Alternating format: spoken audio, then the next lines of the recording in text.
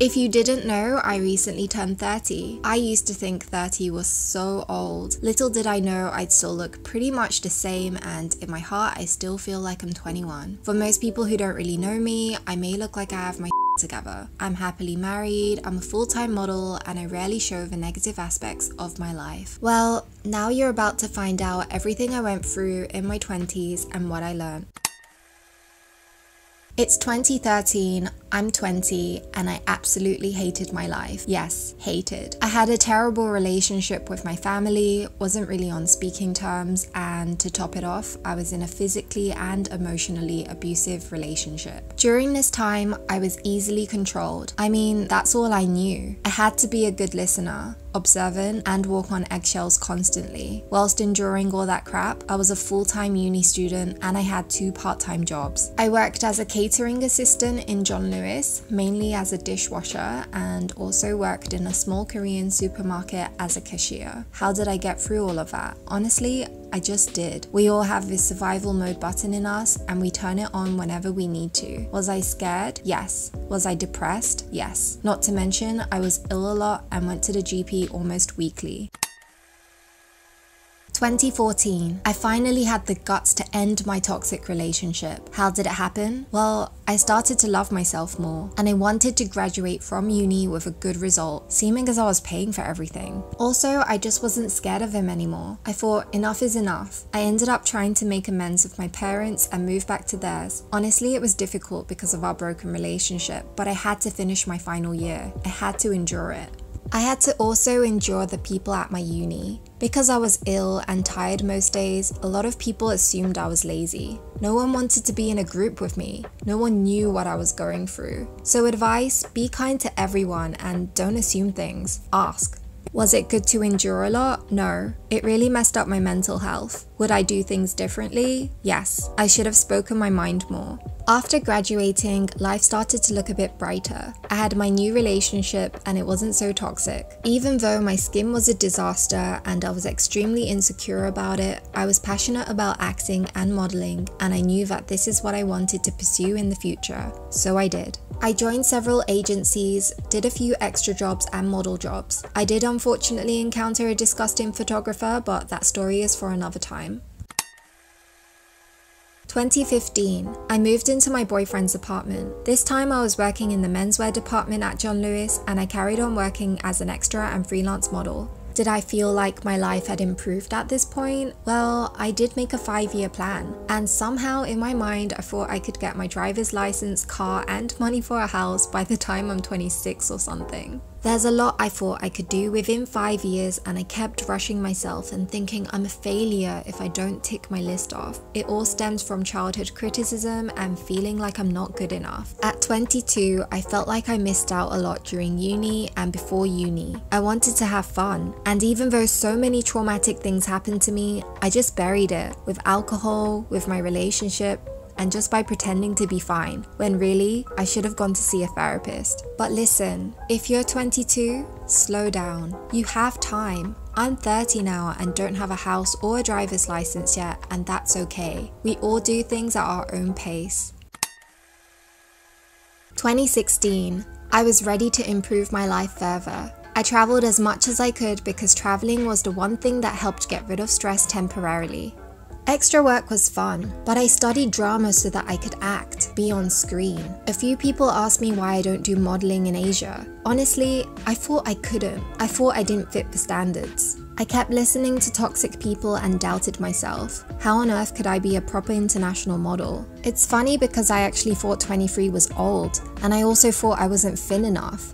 And it's crazy how insecure I felt about myself. But I decided to listen to the positive comments that I got from people, rather than the negative ones. I gave it a go. I flew to Singapore and signed my first ever modeling contract. It was a huge step for me leaving London, but no regrets at all because I needed to get away from all the negativity. It's 2017. After 5 years working in John Lewis, I finally said goodbye. I was still with my boyfriend, and he was already living in Singapore, because he's from there, and I didn't want to do long distance anymore. I packed up 3 suitcases and I started my modeling journey. I had no idea what I was stepping into. But with all the drama I faced in my life, I knew I was strong enough to deal with more. I'm a risk taker. I knew that if I put my mind to it, I could do it. I deserved it. Of course, there was drama. It was my first time living with so many girls, my first ever model apartment experience. It definitely wasn't pleasant, but I learned so much about myself and what I'm capable of. When the job started to come in, I felt like I was living my dream. Originally, I thought I would just model for 1 year, head back to London and start acting. But after experiencing being abroad, I realized 1 year isn't long at all. I surprisingly enjoyed modeling more than I thought, but I still held on to the thought that one day I will go back to acting. 2018. This time I lived with nicer girls who I am still friends with today, but my relationship with my boyfriend wasn't going so well. I held on to it because it was my longest ever relationship, but a part of me always felt like something was missing. I just couldn't be myself. And that's also because I didn't know who I was. I tried so hard to cover up my traumas. My career was my priority. I was scared of being alone, but I hated myself for holding on to something that didn't make me happy. I was lost. So I needed a new chapter in my life. I decided to pursue my career in Japan. I had no idea how long I wanted to stay in Japan, but all I knew was that I wanted to spend more time with my grandma and learn more Japanese. I met amazing people. I learned that modeling in Japan is so different from modeling in other countries. I also worked in Family Mart. That was probably the best decision I made. I would do 6 AM shifts and my colleagues were so fun. But after 8 months, living with my grandma became tough. I considered moving out, but it was too expensive. If I could afford to live in Tokyo, I would have probably stayed there instead of Osaka, mainly because there's more modeling work in Tokyo. But in a way, I'm glad I got to experience Osaka. 2019. Oh gosh, this year was a roller coaster. So I left Japan, briefly went back to London, and was sent to Hong Kong for work. I was excited. I traveled to Hong Kong before but never thought I would live there. I had no idea what to expect.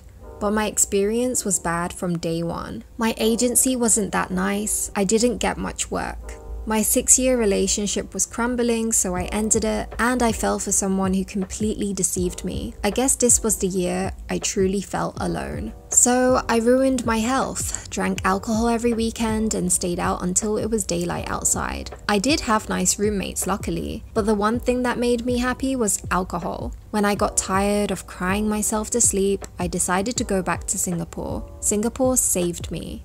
I got away from toxic people and slowly started to see things clearly. Of course, I still went out and stuff, but the jobs came in. My agency was nice and I felt a lot happier. This is when I contacted Kurt, my now husband. I met him in the summer of 2019 in Hong Kong, but as you know, I was wasted most nights, so I never really got to know him. As I was speaking to him, I was thinking, damn, what was I doing in Hong Kong? Why didn't I get to know him sooner? I was constantly hanging out with the wrong crowd. I didn't know a nice person like Kurt existed. It didn't take long for me to fall in love. I told him everything about my life. Kurt visited me in Singapore. I just knew immediately that he was the one. He was willing to wait for me to heal and be there for me. I'm not gonna lie, my mental health was still a mess. So many things triggered me, but because of him, I was able to go back to Hong Kong. 2020. Just as I thought life was getting better and I could finally heal myself, COVID came. Ugh, COVID. It started to get quite bad in Hong Kong, so I decided to fly back to Singapore, but I got deported. Yes, another traumatic experience. So in the end, I decided to go back to London because my visa was expiring. I thought I could get a job because I really needed money and it wouldn't be too bad if I did long distance with Kurt. How I was so wrong. First of all, I couldn't get a job.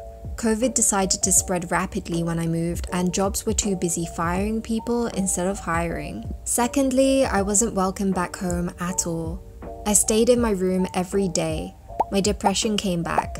My anxiety got worse. I tried to call help hotlines in the middle of the night because I felt like I was going insane.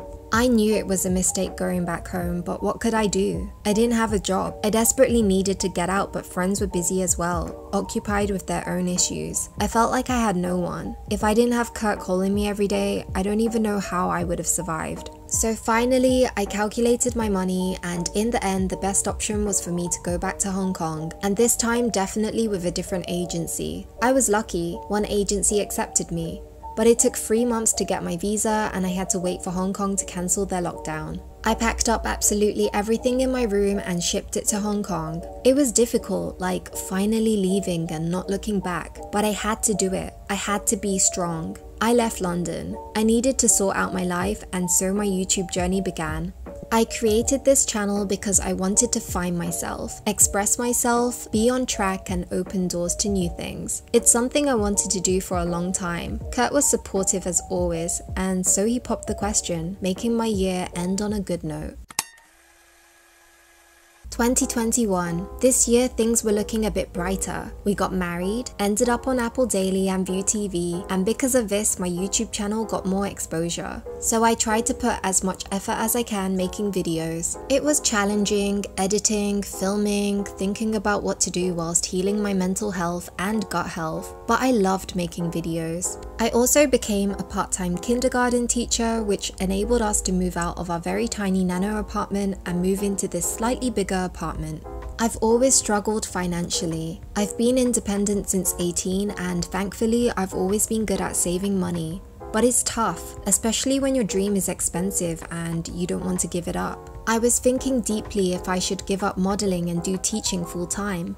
I mean, then I can live in a bigger place, but something was just telling me not to quit, not to give up something I love and enjoy doing. So yes, it's tough being poor, but at least my career makes me happy. 28 is a weird age. You feel old, but really, you're still young.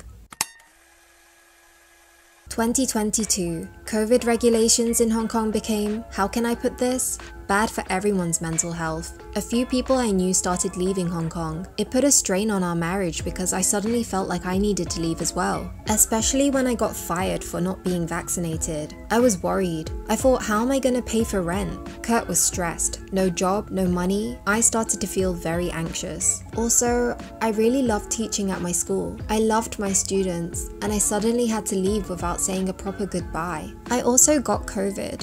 The first one was pretty intense, but also my immune system originally sucked. Anyway, I knew I could recover, and I did. Having a medical exemption was the only thing that kept my sanity. I had to make the most of it. But after that thing expired, I was doomed. I couldn't change what was happening. It was out of my control, but my mood was terrible, so I needed to sort that out. So finally, after telling you all about what I went through, releasing all that baggage, I finally stopped worrying so much about money and started therapy. Honestly, I should have started therapy a long time ago. Each week, I felt so much better, started to see things clearly, understand myself deeply. I realized I was stressing too much. How can I fix my gut if I'm stressed 24/7? As my way of thinking started to change, I started to attract good things, like the right friends, jobs. I learned how to say no. I learned that the past wasn't my fault. I learned that I was in survival mode for so long, it was time for me to let my guard down, relax, be kind to myself, and that's exactly what I'll keep doing in my 30s.